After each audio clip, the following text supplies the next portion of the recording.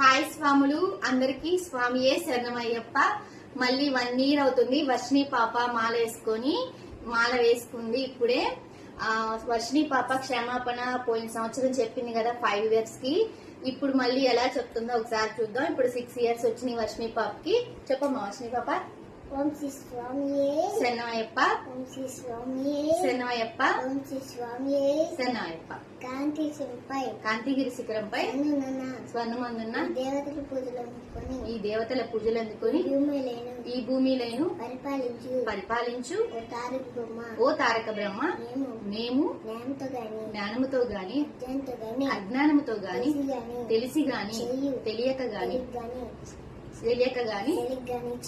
చేయు సకల తప్పు ఒప్పులను మన్నించి కాపాడవలను.